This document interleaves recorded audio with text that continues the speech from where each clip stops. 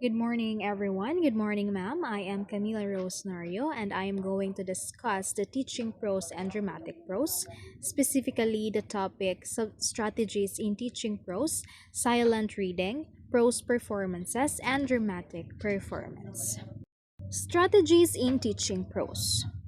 Teaching prose holds a very special place in the teaching of the English language. Prose is intended for language learning because it develops students' language ability due to its intensive study of language. Teaching prose is teaching reading with comprehension. So teaching prose, it holds a very special place in the teaching of the English language. So meaning prose is one of the most important parts of English teaching. So through the use of prose, ang mga estudyante, they will be exposed to real and meaningful language that helps them understand how English is used in daily communication, um, in stories and IT. Yes. So prose is intended for language. Why? Because it will help the students learn about what is in prose, how to use language, 'di ba? So ang prose, it helps the students improve their language skills because it allows them to close and have a detailed study of words, study of sentences, study of grammar, and meaning. So ang mga estudyante, of course, they will learn how language works by carefully reading and analyzing those prose texts. So teaching prose is teaching reading with comprehension. So meaning, pag-teach sa prose is not just about reading words aloud, 'di ba? But it focuses also on helping the students understand kung unsa ang ilang ginabasa, ilang mga ideas, messages, emotions, and meanings in the text. The next one we have is the objectives of teaching prose are the following. Number one we have is to develop the learner's ability to read aloud with correct pronunciation and rhythm. So these objectives, it will help the students pronounce the words correctly and read those words smoothly with proper stress and intonation. The second one we have is to enrich vocabulary of the learners. Of course, ang mga estudyante will learn new words and expression, which will help them speak and write better. The next one we have is to enhance learners' ability to comprehend meaningful text or meaning of the text. So, ang mga estudyante, they will be trained to understand the message. They will also be trained to understand theme and ideas of the prose selection. The next one we have is to develop the learner's ability to enjoy reading short passages. So this means or this encourages the students nga mag-enjoy sila sa ilang reading instead of just seeing it as a difficult task. The next one we have is to express ideas freely, orally, and in writing. So, ang prose, it will help the students to share sa ilang mga thoughts, to share sa ilang mga opinions and ideas, both in speaking and in writing. The next one we have is to enjoy reading and writing. So, of course, the goal is to help the students, diba? So, of course, we should make the students enjoy reading and also in writing because it will develop a love for reading and writing. Dili kay mahadlok sila or maboard sila kay ga speak sila or ga write. The next one we have is when planning to teach prose, it is important to be familiarized with the following steps. Number one step we have is set induction with the use of proper techniques and reinforcements. The next one we have is the steps when planning to teach prose. The first one we have is set induction with the use of proper techniques and reinforcement. So meaning, ang mga teacher, they should prepare the student for the lesson by motivating them using, for example, sa mga questions, stories, or mga activities nga makapukaw bitaw sa atensyon sa ilang mga estudyante. The second one we have is to announce the topic with proper gestures. Of course, ang mga teacher, they should have a clear clear way of introducing the lesson.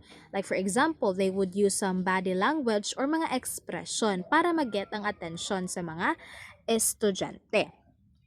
The next one we have is to explain with proper illustrations, gestures, and attire. So of course, as a teacher explains the lesson. For example, magamit ang teacher ng mga examples, mga visuals, or mga appropriate appearance para bitaw magmuka sila nga professional, and also magmuka ang ilahang work or ilahang pag-introduce sa lesson in the most engaging way. The fourth one we have is ask one or two developmental questions to know students in teaching learning process. So of course, ang mga teacher should ask questions during the lesson para ma-check if ilahang mga estudyante is na ba na learn or naga-follow ba ang ilahang understanding. The fifth one we have is recapitulate with 4 to 5 questions. So, of course, after nimo mag-teach sa imong mga estudyante, dapat ang teacher mag-review siya sa lesson. By for example, mag-ask siya og question sa mga estudyante, 'di ba? Para mahibalaan ni teacher if naaba reinforce nga learning nga nahitabo sa iyang mga estudyante. The next one we have is ask evaluation questions. So, these questions, no, this should be objective type na mga questions. So, ang mga teacher, dapat i-check nila ang learning sa ilang mga estudyante. Like, for example, through multiple choice or short answer questions. The next one we have is to provide assignment. So, this assignment, maybe you can provide them an essay type assignment. So, of course, ang mga estudyante, they are given a written task para ma-deepen ang ilahang understanding. So, makatawag dyan sa mga estudyante. The next one we have is another way to plan for teaching prose. The first one we have is to introduce the prose lesson. Create interest and attract students' attention.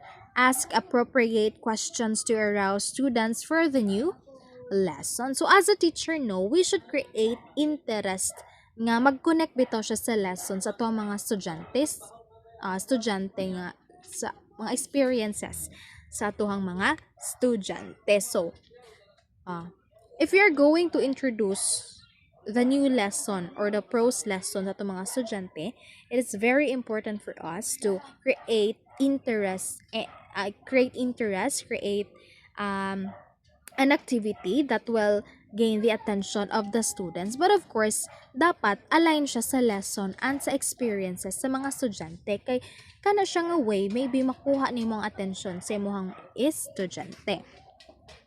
The next one we have is to teach the structures.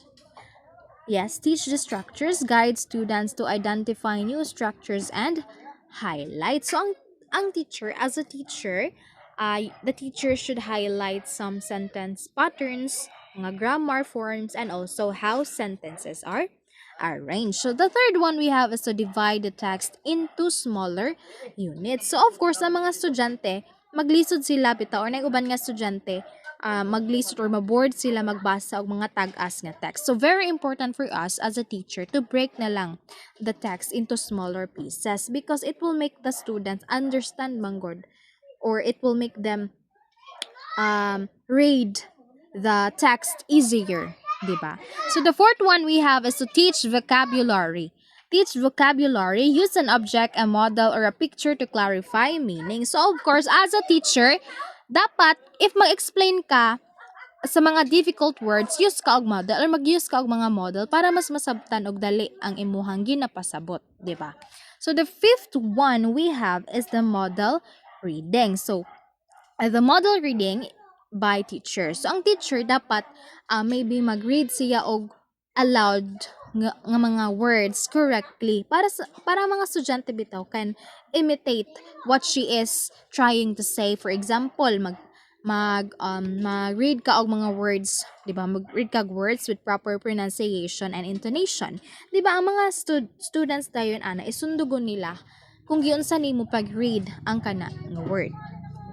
The sixth one we have is the silent reading by students. So students read quietly to understand the text on their own. The seventh one is to test comprehension. The teacher asks question to see if ang mga estudyante ba is nasabtan ba jud ang ilang mga ginabasa nga text.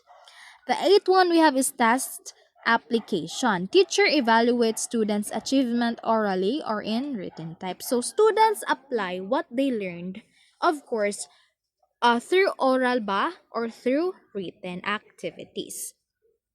So the ninth one we have is the loud reading. So the loud reading, this is for the students. So students read aloud to practice fluency and pronunciation. And the last one we have is the give assignment. Teacher gives assignments to students. So of course, homework is given to reinforce the learning. So as a teacher, in order for you to see if there is understanding or if there is build understanding sa imong mga estudyante, very important for you to give them some activity or some some homework, 'di ba? So the next one we have is another way of preparing a prose lesson. So the first one is motivation. So the teacher prepares students emotionally and mentally for learning. Teaching aids like flashcards and charts are used to introduce the lesson. Introductory questions stimulate curiosity and interest, and motivation serve as the opening presentation of the lesson. So the next one we have is the presentation. So presentation of the lesson should keep the following in view: the attention, the retention, and grasp of the student. So this means that while teaching the lesson, the teacher should make sure that the students keep the following, the attention, because it will help the students focused and interested. On the retention, it will help the students will be able to remember what is taught. While the grasp, of course, the students will clearly understand the lesson. So the presentation should not be boring or confusing, but it should help the student understand and remember the lesson easily. The letter A we have is the model reading by the teacher. So the teacher reads out the material aloud. So in this step, ang mga teacher, they will read the prose passage aloud as a model for the estudyante. So the teacher must speak loudly and clearly so everyone can hear what she is reading. Also, use correct pronunciation, intonation, stress, and rhythm. And then you will also read smoothly and confidently. No? So this is important because this will help the student learn how to read properly by listening to the teacher and imitating how the words are pronounced and expressed. The next one we have is the loud reading by the student. So in this step, students are asked to read the passage aloud, one by one ba or in groups. So the purpose of this is to practice the correct pronunciation and tone, also to improve the fluency and confidence in reading, and to help the students become comfortable reading in English. So this is also the time when the teacher corrects mistakes in pronunciation, in stress, or reading style. So correcting errors also, no, it is very important because it will help the students do not continue making the same mistakes in the future. And the third one, or the letter C we have, is difficult words or structure. So in this part, the teacher, of course, the teacher will identifies new or difficult words. The second one is to explain the idioms, the phrases, and sentence structures. And then the teacher will clarify the grammar points used in the text. So this is considered the main purpose of teaching prose because the students cannot understand the text fully if wala sila nakasabot sa language nga gigamit. So very important to have or to give clear explanation because it will help the students understand meaning and use the language correctly.